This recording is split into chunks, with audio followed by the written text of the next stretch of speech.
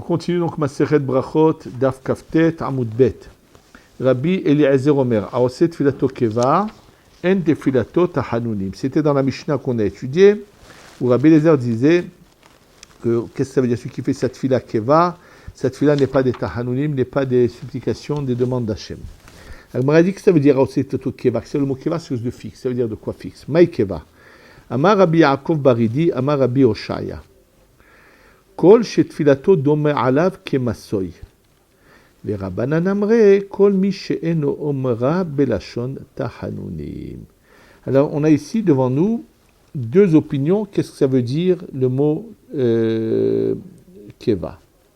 Alors, première opinion, il dit que celui pour qui cette fila, elle est comme un masoy, c'est comme un poids sur lui. Et d'ailleurs, Rashi dit, Vainu lashon keva chok kavuahu alav litpalel. C'est-à-dire, il sent, bon, j'ai une obligation, il faut que je m'en débarrasse de cette obligation. Je sais, c'est-à-dire c'est quelqu'un qui a la crainte de Dieu. Il sait que s'il ne prie pas, il va recevoir une darba, donc il préfère faire attention. Et il se dit, bon, il faut le faire, alors il veut s'en débarrasser. C'est tous ceux qui, lorsqu'ils arrivent à la tfila, on les voit là avec une rapidité, mettre la tfila, avec la tfila, et hop, se sauver. Et il dit celui qui fait comme ça, c'est la première opinion. Et la deuxième opinion, qu'est-ce qu'elle dit? Kolmi sheno omra belashon tahanunim. Celui qui ne dit pas sa tfila d'une manière de supplication, de demande. Ce qui est marrant, c'est on va voir tout de suite, le Shulchan Aruch en fait va prendre les deux opinions et les mettre ensemble, comme on va le voir. Tosfot emmène au nom de Rabbeinu Hananel que, selon la deuxième opinion, s'il peut le dire en la shon tahanunim, afilu alav kemase avec fila, mais alia de lo bainan la shon tahanunim bidvat. C'est-à-dire que selon la deuxième opinion, même si pour lui c'est un fardeau, mais il le fait, il se baisse la tête, il le fait quand même comme il le faut, il dit c'est une bonne fila quand même. C'est-à-dire que selon la deuxième opinion, même si c'est sur lui, ça pèse, mais il se dit, bon, si je peux faire une fila, je ne la fais pas bien, c'est valable. Donc, sur la deuxième opinion, ça veut dire que c'est pas grave que ce soit comme un poids sur lui, mais le principal, c'est qu'il le fasse bien. On verra que réellement, que le Shulchan Aruch ramène les deux opinions. Rabba et Rav Yosef, d'Amri Tarvayo, kol she'eno yachol lehadesh ba davar. Il dit quelque chose d'incroyable. Ils disent que qu'est-ce que c'est une filat keva s'il n'arrive pas à demander quelque chose de nouveau. C'est-à-dire, c'est marqué chez Chole Hadesh Badavar, Hidush, c'est quelque chose de nouveau. Rashi dit chez Chole Hadesh Badavar, le Chaven Libo, Lishol Tzrachav. Rashi dit qu'il n'est pas capable de concentrer sa pensée pour demander ce qu'il a besoin. Ça veut dire qu'il y a Tachonen Adam Da'at, mais il ne pense pas à ça. Il ne dit pas qu'il n'arrive pas à la fin de la Tachonen. Il ne dit pas que Kadosh Baruch Hu, je t'en supplie, donne-moi un peu de sechel que je comprenne la Torah. Il n'arrive pas. Il dit Tachonen Adam Da'at, mais il n'est pas capable de dire ah, Kadosh Baruch Hu. Mais le penser, c'est-à-dire le demander sincèrement. Ou bien Shiveno Vino Torah Tocha, il n'est pas capable de dire à la fin ah, Kadosh Baruch Hu, aide-moi à faire tchouva, il faut que je change, il faut que je m'arrange. Donc, c'est-à-dire que qu'est-ce que c'est Keva? Il dit les choses, mais comme d'habitude.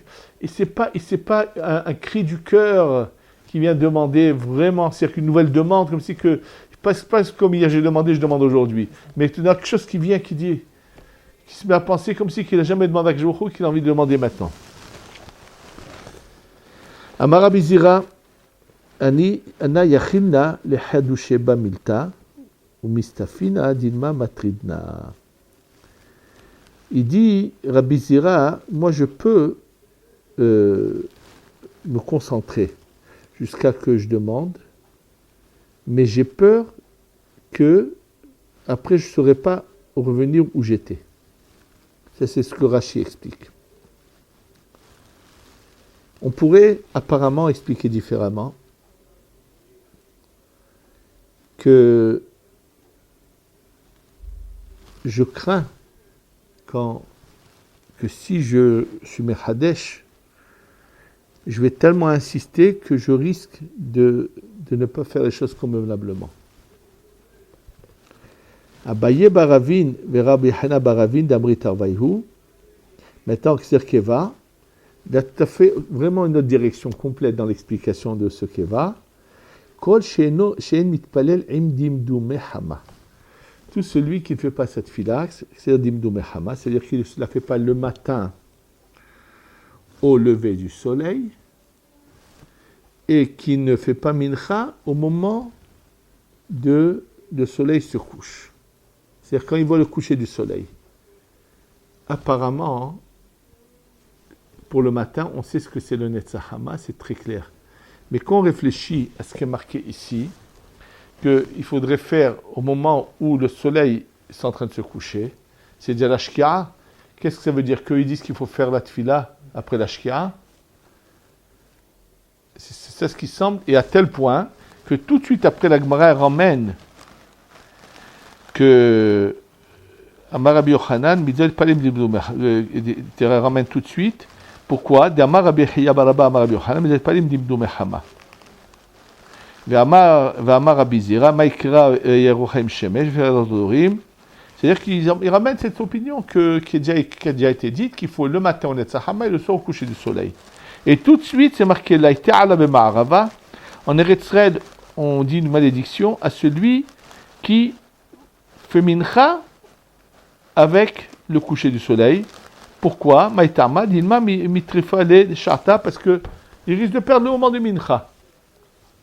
Alors, qu'est-ce que ça veut dire le coucher du soleil? Kipshuto, ça veut dire comment le soleil il disparaît. En réalité, ce qu'il faut savoir, c'est que c'est vrai que dans nos calendriers, dès que le moment où le soleil disparaît, on appelle ça la shkia. Mais dans la Gemara, dans ma Sechet Shabbat, il s'est ramené dans le Rambam, la shkia ne serait pas comme nous le pensons, mais on doit faire qu'à des calendriers pour pas justement arriver à des erreurs. Mais il est marqué clairement qu'après que le soleil disparaisse, jusqu'à la première étoile, c'est encore le jour. Jusqu'à la deuxième étoile, c'est encore le jour. Et c'est entre la deuxième et la troisième étoile que c'est Ben Hashemashot, que c'est un doute. C'est-à-dire qu'en réalité, quand le Mechaber, il dit que le Ben Hashemashot, c'est 13 minutes et demie, 3/4 de mille, puisqu'un mille c'est 18 minutes, c'est 13 minutes et demie, le Mechaber ne veut pas dire que, qu'on regarde l'heure du calendrier de la Shkia et on rajoute 13 minutes et demie, c'est la nuit. C'est complètement faux. Et malheureusement, ça a été interprété comme ça par quelqu'un dont je ne vais pas citer le nom, qui est très connu, et qui est même arrivé à trancher quelque chose de très surprenant, de très choquant, que lorsqu'on lui a posé la question d'un enfant qui était né 17 minutes un vendredi après-midi, après cette shkia, ce coucher de soleil marqué dans les calendriers, il a tranché qu'il fallait lui faire le brit Shabbat en disant, le Mechaber a dit 13 minutes et demie, c'est Ben Hashemashot et après c'est la nuit, et c'est là-dessus qu'il a voulu s'appuyer. Or, j'ai eu l'occasion d'entendre de la bouche du Rav Ben Sion Abba Shaul de Cher Tzadik Livracha. Et ensuite, on m'a dit c'était écrit dans son livre, et moi je l'ai entendu de sa bouche.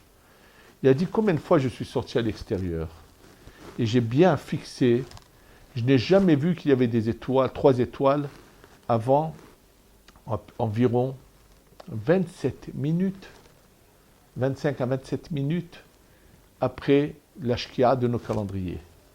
Il a dit peut-être que nos calendriers se trompent.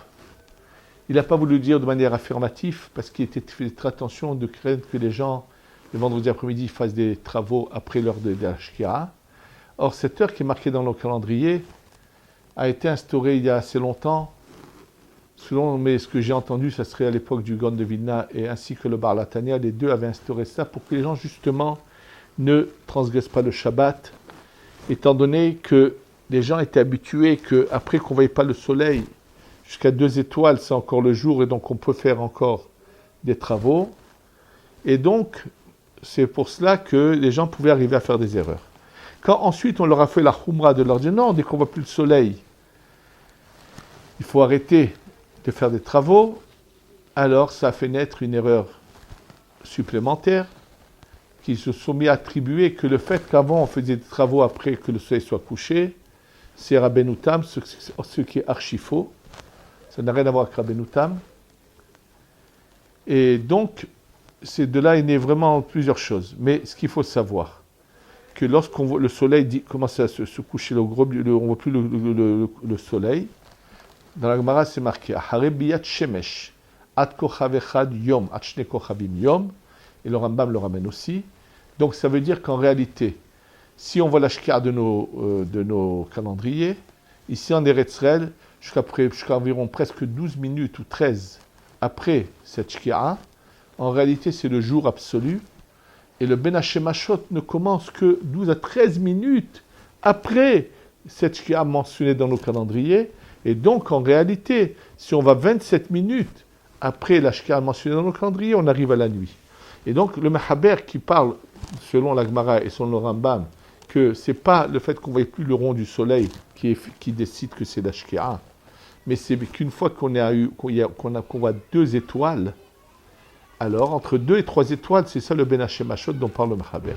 Et avec ça, on peut comprendre ce que la Gemara dit, que eux commençaient donc la tefila de Mincha, au moment où le soleil commence à disparaître, c'est-à-dire le rond du soleil disparaît, et ils la finissent avant Ben Hashemashot. Voilà ce que ça veut dire.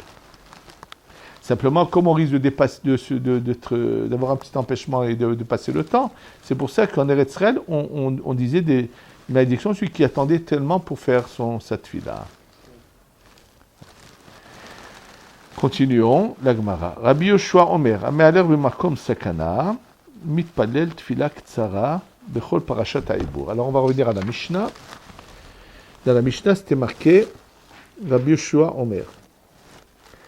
Ame'aler b'makom sakana, mitpalel tefila ktsara. Il fait une petite tefila. Ve'omer Rosha Hashem et Amecha et Israël, bechol parashat ha'ibur, yutzolchem lefanecha, baruch ata Hashem, shomeya tefila. Donc il nous dit qu'il fait une petite tefila très très courte. Et on va voir tout de suite quelle différence qu'il y a entre une tefila courte et la tefila de Avinenu dont on a parlé. Je vous dis tout de suite ce que l'Agma va nous dire, c'est que Avinenu, on dit les 3 premières, les 3 dernières, et il y a au milieu, comme on l'a dit, comme on a vu les différentes opinions. Tefila Ktsara, c'est qu'une, on ne parle pas des 3 premières, des 3 dernières, c'est quelque chose d'autre. Et la différence, comme on va le dire l'Agmara, c'est que celui qui a dit Avinenu, quand il rentre chez lui, il n'a plus besoin de recommencer la Hamida. Alors celui qui a fait Tefila Ktsara, quand il rentre chez lui, s'il peut, il refait la Hamida, parce qu'il n'a pas fait de Hamida. Il n'a pas fait. Une Hamida, c'est basé sur 3 principes. Shevah, Bakasha, Hoda'a. Louer Dieu, demander et le remercier. Donc les 3 premières, c'est Shevah, le milieu, c'est des Bakashot, c'est des demandes, et la fin, c'est Hoda'a. Shevah, Bakasha, Hoda'a. Ça, c'est le base d'une Amida. Sans ça, ce n'est pas une Amida. Donc, quand il y a Tefila Ktsara, ce n'est pas une Amida. C'est pour ça que s'il rentre chez lui, il devra refaire, comme on va le voir dans la Gemara. Alors, celui qui a fait Avinenu, il a fait Shevah, Bakasha et Hoda'a. Et c'est là-dessus que le Rav Ben Sion Abba Shaul, Zecher Tzadik, Kadosh Bracha, disait que celui qui est une femme qui ne peut pas faire de Tefila, qu'elle apprenne au moins à dire Ishtabach Shemo Shel Melech Malchei HaMelachim HaKadosh Baruch Hu. Elle dit un louange à Dieu. Ensuite, elle lui demande ce qu'elle lui demande, et ensuite, elle le remercie. Donc, c'est ça une tefila qu'il faut faire. Donc, la Gemara dit, Rabbi Shomer, Maler ben makom sakan pel tefila ktsara, bechule, bechol shtaibur. Qu'est-ce que ça veut dire bechol parashat ha'ibur? Ma est parashat ha'ibur? Qu'est-ce que ça veut dire bechol parashat ha'ibur? Qu'est-ce que ça veut dire? Que veut dire ces mots-là parashat ha'ibur? Amarav Hazam Marokva, afilu b'sha'a she'ata mitmale aleim evra ki isha ubara, que même au moment où tu es énervé contre eux, mais que ce soit comme une femme qui a une grossesse qu'elle n'en peut plus, mais elle n'a pas envie pour autant de jeter son bébé qui est dans le ventre, elle a quand même pitié de son bébé. C'est ce que ça veut dire. Que même si tu es plein de colère contre eux, comme une femme qui a son bébé qui la fatigue, malgré tout, que tous leurs besoins soient devant toi et que tu leur donnes quand même. Que même au moment où ils transgressent, donc ici, Ibur Lashon Avor, qui transgresse l'ivre Torah, Yu kotzolchem lefanecha, que tu es quand même, tous leurs besoins soient devant toi. Tanu Rabbanan. Ame'alev makom gududeh haya velistim. Maintenant, autre chose. Celui qui va dans un endroit où il y a des bêtes sauvages et des brigands, mitpalel tfilah ktsara. Il fait une petite fila courte. Bezu tfilah ktsara, qu'est-ce que c'est une fila ktsara? Rabbi Eliezer Omer, aser etzoncha b'shamayim ima'al v'ten nahat ruach liyerecha mitahad v'ato be'anecha aser baruch ata Hashem shomeat tefila. Là, on va voir des différentes opinions de comment on appelle ça, de tfilah ktsara, à part celle qu'on a vue dans la Mishnah de Rabbi Yoshua. Alors Rabbi Eliezer dit, aser etzoncha b'shamayim ima'al, fais ton désir dans le ciel là-haut. V'ten nahat ruach liyerecha, donne du bien-être à ceux qui te craignent, mitahad en bas. Ve'atov be'anecha aseh.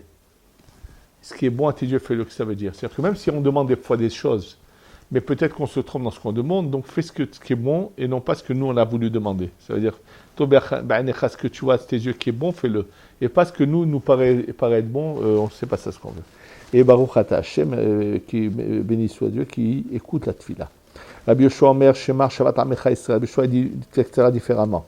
Écoute les cris de ton peuple Israël, va assez mehera bakashatam, et fais vite leur demande, Baruch ata Hashem shomer tefila.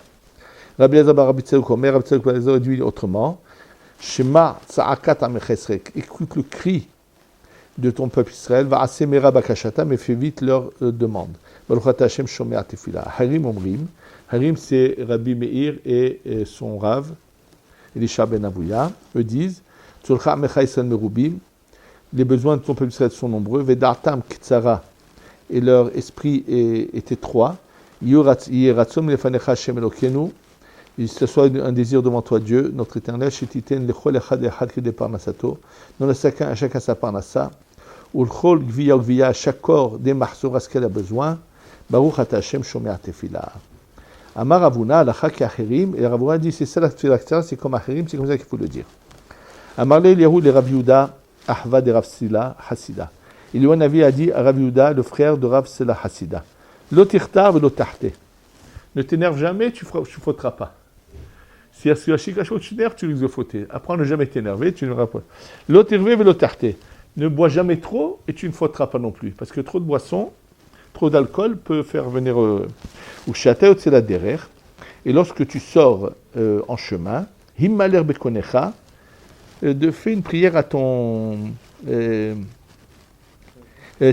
apparemment, Imaler, ça voudrait dire plutôt demande conseil à ton créateur et sort. On m'a dit que c'est Imaler, demande conseil. Quand on parle à Dieu, on lui dit est-ce que je peux sortir? Non, on explique. Amar Rabbi Yaakov, Amar Rav Hasda, Rav Yaakov, non Rav Hasda dit Zout Filat Aderer. Ça veut dire fais cette prière de Filat Aderer avant de sortir. Amar Rabbi Yaakov, Rav Hasda, Kolot Filat Aderer, ça dit palais, et ils ont dit Rabbi Yaakov, non Rav Hasda, que de celui qui sort en chemin, ça dit palais de Filat Aderer, il doit faire la Filat Aderer. C'est Filat Aderer. Maït Filat Aderer, quelle est Filat Aderer? Elle est marquée ici Yeratzon Milefanecha Hashem Elokai, qu'on demande à Dieu que ce soit désirable devant lui, chez Tolicheni le Shalom, tu m'emmènes dans mon chemin en paix, Vetatzideni, tu me fasses marcher en paix, Vetismecheni, tu me soutiennes dans la paix, Vetatsinu mikaf koloyev orev baderer, tu me protèges de tout ennemi et de tout danger en chemin, Vetishlach bracha b'maasiyadai, et tu envoies la bracha dans ce que je fais, Vetiteneni lehen ul hesed urahamim, et donne-moi en grâce et en bonté et en miséricorde, be'enecha à tes yeux, ubrenekol roai, aux yeux de tous ceux qui me voient, Baruch ata Hashem shomea tefila, et donc on termine dans un Baruch Hashem shomea tefila. Amar Abaye, maintenant, c'était marqué dans un langage de singulier. Abaye dit, le'olam nishatefad inish nafshe badel tzibura. Il faut toujours s'inclure avec le tzibour. Et comment il faut dire? Ichinema, comment on va dire? Yeratzon lefanecha Hashem tolichenu. Pas que tu nous fasses aller en shalom. C'est-à-dire, toute cette fila, la dire au pluriel, et inclure d'autres personnes avec nous, et non pas penser qu'à nous-mêmes. Et matmatzle, quand est-ce qu'on a fait cette fila? Amar Rabbi Yaakov, Amar Rav Hizda, Mesha'a shemehaler baderer, au moment où il sort en chemin. Ad kama, jusqu'à quand? Amar Rabbi Yaakov, Amar Rav Hizda, ad parsa, jusqu'à 1 km 600 à peu près. Vichi matzlela, comment il l'a fait? Rav Hizda, Amar Me'omed, Rav Hizda, il dit, il a fait debout. Rav Shat, Amar Afilu mehaler, Rav Shat, il dit, non, même s'il chevauche ou il marche. C'est comme ça. Donc. Rav Chizda et Rav Sheshat tavu kazle b'orota. Maintenant, Rav Chizda et Rav Sheshat allaient en chemin. Rav Chizda s'est mis debout. Ils étaient peut-être sur une charrette ou quoi. Mais Kamatse s'est mis à prier. Amalé Rav Sheshat et Shama, et Rav Sheshat a dit à son shamash, son serviteur, Makavid Rav Chizda, qu'est-ce que fait Rav Chizda? Amalé Kayou Metzle, il est debout, il fait la tfila. Amalé, il lui a dit, Okman Nami Ledidi. Fais-moi aussi, aide-moi à me lever aussi. C'est-à-dire qu'apparemment, il avait du mal à se lever, mais il a demandé à son shamash de l'aider. Veatzle, et je vais aussi faire ma prière. Pourquoi? Miyotov Altikrera. Parce que c'est vrai que moi je pense qu'on peut la faire assis, mais lui pense qu'on va la faire debout. Si je peux faire quelque chose de mieux, il faut toujours chercher qu'est-ce qui est mieux à faire. Et non jamais s'attacher à... Même je pense comme ça, mais si c'est mieux de faire différemment, c'est mieux. Et je vais revenir là-dessus tout de suite. Juste simplement, hein, je voudrais d'abord finir le dernier passage pour jusqu'aux 2 points. Et je vais revenir à ce Miyotov Tikrera tout de suite. Maïka ben Avinu Tfilat Ksara. Donc, ce que je vous ai dit tout à l'heure, quelle différence il y a entre Avinenu et Tfilat Ksara? On m'a dit Avinenu, Avinenu, il faut dire les 3 premières brachot de la Tfila, les 3 dernières. Donc, lorsqu'il revient chez lui, il arrive chez lui, mais il n'a pas besoin de refaire sa prière, puisqu'il a fait une prière. Mais Tfilat Ksara, par contre, dans le Tfilat Ksara, dans le Tfilat Ksara, on ne fait pas les 3 premières et les 3 dernières. Mais la conséquence, c'est que lorsqu'il arrive chez lui, il devra refaire sa tfila. Et maintenant, la khadi, Avinenu Me'omed. Et Avinenu, puisque comme une amida, il faut le faire debout. Tfilat Ksara, Ben Me'omed, Ben Me'ala. Puisque la Ksara, c'est juste, c'est pas une obligation. Il peut la faire ou assis ou debout. Il n'y a aucun problème. C'est en marchant ou s'arrêter, ou c'est pas un problème. Maintenant, revenons à ce Miyotov Atikrera, et je vais pour cela citer une halakha que j'ai vue dans le Rabbeinu Yosef Chaim. En fait, je vais donner un exemple, on va voir ce que veut dire Miyotov Atikrera. Je vais donner un exemple de ce que c'est Miyotov Atikrera. Nous savons que lorsque les Kohanim doivent dire la Birkat Kohanim, le Shaliach Tzibour leur dit les mots de Yevarechecha et ainsi de suite. Le Rambam, lui, a compris que la raison pour laquelle il faut dicter au Kohanim, c'est parce qu'ils risquent de se tromper. Mais il dit, le Rambam, c'est sûr que sur le premier mot, ils ne vont pas se tromper. Donc, lorsque les Kohanim sont plusieurs, ou lorsqu'il est seul, dans tous les cas, pas besoin que le Shaliach Tzibour dise le mot Yevarechecha, parce que c'est sûr qu'ils ne vont pas se tromper.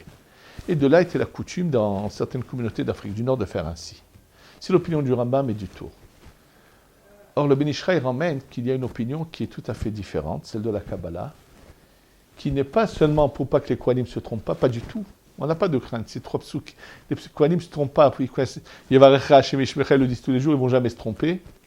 Mais c'est parce que pour que la bracha descende, il faut que quelqu'un la dise d'abord, et qu'ensuite elle soit répétée par le Kohen. Il y a un sens profond à cela. Donc, dit le Ben Ish Chai, le Rambam n'interdit pas au Shaliach Tzibour de dire le mot Yevarechecha. Il dit juste que ce n'est pas nécessaire. Mais selon la Kabbalah, c'est oui nécessaire. Selon le Sod, Badafka la Kabbalah du Harizal, même d'autres Mefarshim qui vont selon la Kabbalah antérieure, Harizal pense la même chose. Donc, dit le Ben Ish Chai, Miyotov Atikrera. Qu'est-ce que tu perds de faire que Shaliach Tzibour dise Yevarechecha dans tous les cas? Et je pense que il a tout à fait raison. Et c'est comme ça qu'on nous devons faire. Et non pas chercher à trouver des poskim et toutes sortes, même si on trouvera autant de poskim qu'on veut, qui penseraient qu'éventuellement, comme celui qui a voulu être en désaccord, un certain livre écrit par un contemporain pour dire l'inverse du Ben Ish Chai, avec tout le respect que je dois à ce Rav, je n'arrive pas à comprendre le sens de ces paroles. Le Ben Ish Chai n'est pas venu trancher une halakha en disant que c'est obligatoire. Il a dit tout simplement les paroles mentionnées dans la Gemara. Tu as devant toi une opinion qui ne t'interdit pas de dire le mot Yevarechecha. Il y en a d'autres qui pensent qu'il faut le faire. Donc c'est naturel que tu feras ce qui est le meilleur, c'est tout. Et c'est ça ce que la Gemara enseigne ici. Et là, c'est un Rav qui le dit, même que lui pensait qu'on pouvait le faire assis, il a dit, qu'est-ce que je perds de faire mieux, de faire comme mon ami? Et là, c'est encore plus, puisqu'il y en a qui pensent que c'est impératif de dire que les Shabbos disent toujours Yevarechecha. Donc c'est un principe qu'il faut bien retenir et mettre en application.